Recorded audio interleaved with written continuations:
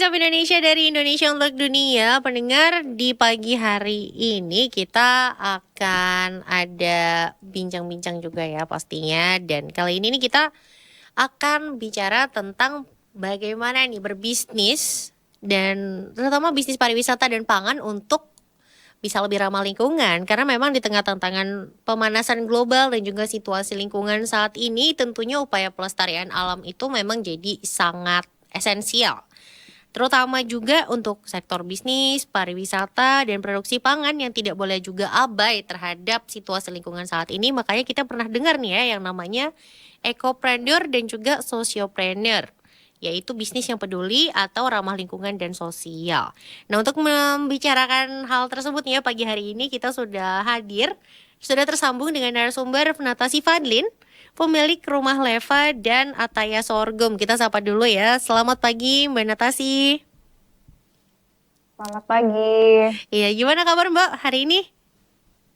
Halo Mbak, Alhamdulillah kabar baik, sehat. Iya. Nah, Mbak Natasi ini kan dari pemiliknya Rumah Leva. Boleh diceritakan dulu nggak Mbak, Rumah Leva ini apa sih? Oke, ya. Selamat pagi teman-teman semua. Salam kenal, nama saya Natasi Fadlin dari Lestari Mangrove dan Alam atau yang biasa dikenal dengan Leva. Jadi sebenarnya awal dari Rumah Leva itu adalah komunitas Leva itu sendiri, Mbak. Jadi Leva itu adalah sebuah komunitas atau entitas yang mana kita kumpulan orang muda yang ada di Jakarta untuk yang menyukai kegiatan outdoor dan suka untuk kegiatan penanaman mangrove gitu. Jadi memang kita punya kecintaan yang sama yaitu konservasi hutan mangrove yang mana kita mempelajari, kemudian kita juga menanam, mengedukasi dan memberikan sosialisasi kepada masyarakat terkait fungsi mangrove itu sendiri gitu. Karena yang seperti kita tahu mangrove itu merupakan sebuah sabuk hijau ya atau perisai yang ada di pesisir yang penting banget untuk kehidupan kita. Oke. Nah, tapi kan ini juga bagian dari upaya yang dilakukan Leva itu adalah mengedukasi masyarakat terkait mangrove. Di sini pertanyaan pentingnya itu sebenarnya adalah seberapa penting sih untuk kita ini manusia, bukan masyarakat lagi ya, manusia untuk melestarikan mangrove. Ya, menurut aku ini hal yang penting ya, yang sangat perlu kita pahami tentang keberadaan ekosistem mangrove yang ada di pesisir, kemudian fungsinya seperti apa, manfaat bagi kita gitu. Memang kita sebagai warga kota gitu ya, Jakarta yang memang tidak langsung tinggal di pesisir mangrove, di pesisir pantai atau mangrove, kita memang kadang suka bingung apa ya manfaatnya gitu. Tapi untuk warga pesisir sendiri sangat banyak manfaatnya gitu. Mereka dapat melindungi tempat tinggal mereka dari abrasi, dari ancaman banjirop, kemudian juga hasil tangkapan menjadi berlimpah gitu ya. Karena seperti yang kita ketahui sumber pangan dari laut itu memang banyak yang memulai kehidupan itu atau binatang-binatang biota laut itu bertelur dari akar-akar mangrove gitu. Jadi mereka memulai kehidupan dari ekosistem mangrove gitu. Kemudian setelah mereka bertelur, mereka kembali ke laut untuk membesarkan anak-anaknya seperti ikan, kepiting, udang gitu yang akhirnya masyarakat kota sendiri merasakan dampaknya gitu. Kita makan dengan mudah untuk mendapatkan seafood gitu ya. Mhm. Kemudian ikan juga kita berlimpah gitu. Jadi ya itu salah satu fungsi mangrove sebagai nursery ground. Makanya itu penting banget ya untuk kita lestarikan. Tapi saat ini kan mangrove itu juga berubah jadi pariwisata ya untuk kita. Iya betul. Nah, salah satu yang diorganisir sama Leva ini juga Jakarta Mangrove Tour, bener ya Mbak ya? Iya. Nah, ini kisah di baliknya hadir Jakarta Mangrove Tour ini tuh seperti apa sih Mbak? Ya, jadi sebenarnya kita ingin mengkampanyekan gitu ya dan mempromosikan wisata mangrove yang ada di Jakarta, terutama di Jakarta dan harapan besarnya sih ada di seluruh Indonesia. Bahwa Indonesia itu memiliki garis pantai terpanjang ketiga di dunia dan sangat potensial sekali pesisirnya untuk dijadikan wisata atau ekowisata hutan mangrove gitu. Jadi untuk kita mempromosikan teman-teman anak muda gitu ya yang ada di Jakarta dan kota-kota, ayo kita berkunjung ke ekowisata mangrove karena di sana kita bisa belajar tentang pentingnya ekosistem hutan mangrove, kemudian bertemu dengan masyarakat pesisir, membeli hasil produk olahan mereka, makan seafood yang segar dari sana gitu. Jadi itu sih Mbak, jadi menggugah masyarakat untuk berwisata yang ramah lingkungan dan sustainability. Wah seru nih, tapi tadi juga disebut ada produknya. Ada produknya Mbak dari mangrove ini? Ada tentu. Jadi eh, produk mangrove itu masuk ke dalam kategori hasil hutan bukan kayu ya. Jadi tidak lagi kita menebang pohonnya atau batangnya dan dijual menjadi arang atau menjadi bilahan kayu, tapi hutan mangrove itu sendiri sudah dijadikan hutan lindung gitu ya, masuk ke dalam kategori hutan lindung yang mana yang hanya bisa dimanfaatkan itu hanyalah buah, daun, dan bunganya gitu. Jadi ada banyak produk olahan yang sudah dikelola sama masyarakat pesisir.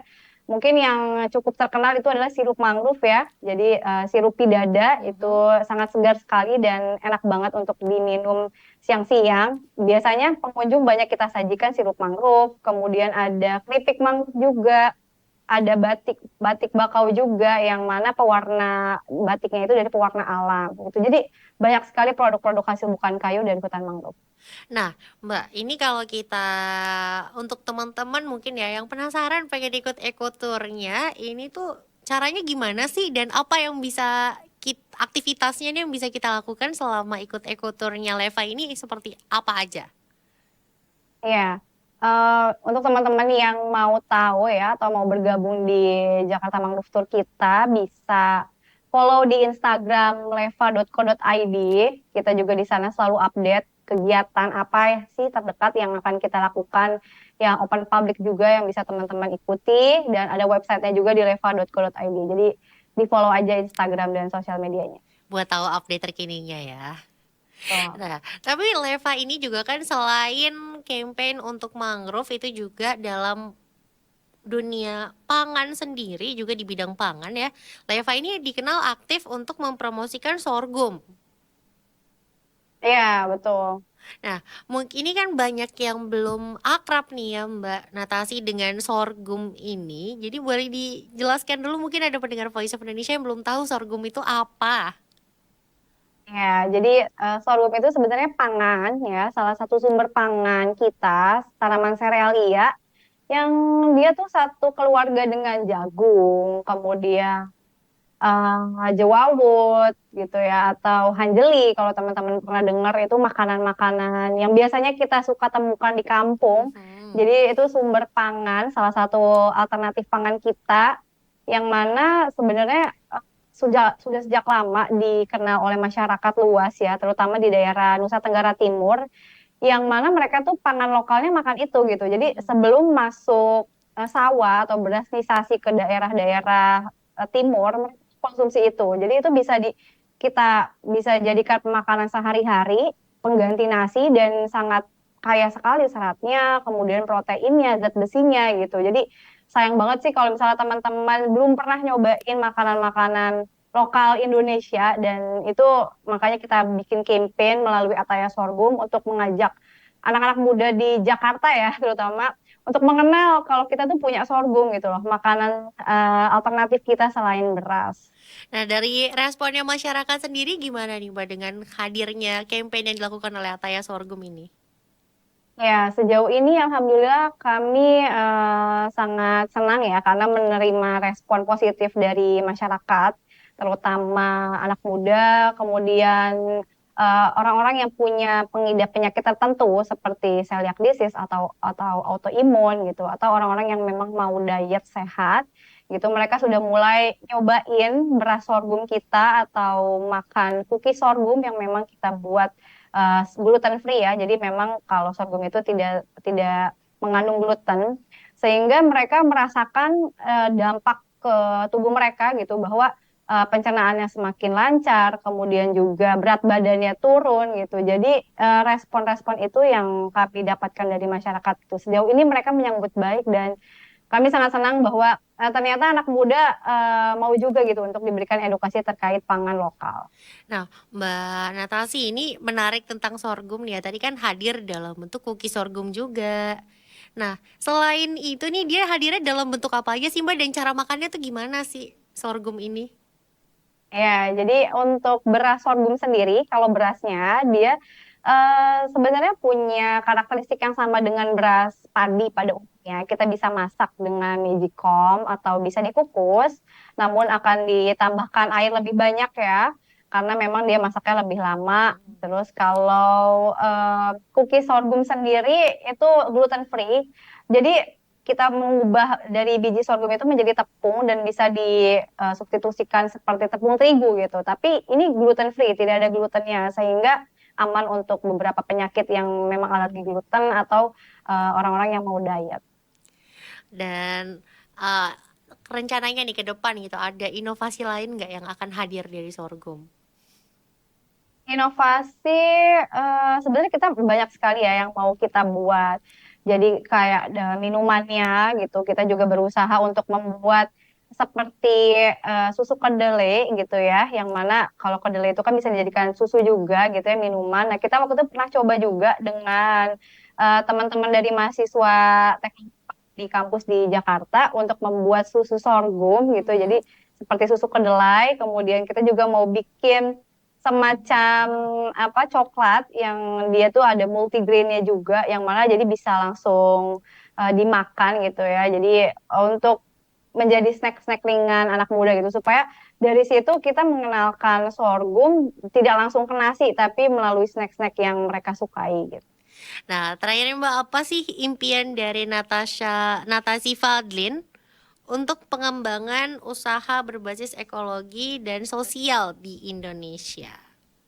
Ya, harapan aku dan teman-teman dan tim kita mendapat support dari pemerintah ya, mungkin melalui Kementerian Kepemudaan atau Pariwisata yang mana bisa menghimpun teman-teman sociopreneur atau ekopreneur ini untuk bisa menjadi satu wadah dan memiliki kekuatan untuk bisa bersinergi dengan pihak manapun stakeholder, pemerintah maupun masyarakat di Indonesia untuk bisa lebih kencang lagi menggaungkan misi kita sebagai sociopreneur gitu ya supaya kita juga bisa membantu masalah-masalah yang dihadapi pemerintah seperti kalau sorghum sendiri sebenarnya itu makanan yang bisa menjadi solusi untuk stunting ya masalah stunting atau gizi buruk yang ada di Indonesia. Nah itu gimana caranya kita bisa uh, kerjasama dengan pemerintah melalui puskesmas atau melalui PKK, melalui kelurahan untuk bisa mengkampanyekan gerakan makan sorghum ke desa-desa, kemudian juga ke masyarakat supaya gizi anak-anak di Indonesia ini bisa jauh lebih lebih baik dan tidak ada lagi kasus dari stunting. Oke, Mbak Natasi, terima kasih banyak waktunya pagi hari ini. Semoga apa yang diharapkan juga bisa tercapai dan yang pasti juga nih ya semakin banyak lagi ya yang sadar untuk melestarikan mangrove dan juga tadi ikut juga mencoba ya pangan lokal sorghum yang mungkin bisa cek juga nih di produknya Leva. Oke, terima kasih Mbak Natasi atas Terima waktunya. kasih. Iya, dan pendengar Voice of Indonesia itu tadi bincang kita nih ya mengenai ekopreneur dan juga sociopreneur yang ramah lingkungan dan juga produk-produk yang juga menjadi inovasi nih bagi dari mereka. Nah, setelah ini pendengar masih akan ada kabar lainnya untuk Anda dan juga informasi lain, maka tetap bersama kami di Voice of Indonesia dari Indonesia untuk dunia. Voice of Indonesia, dari Indonesia untuk dunia.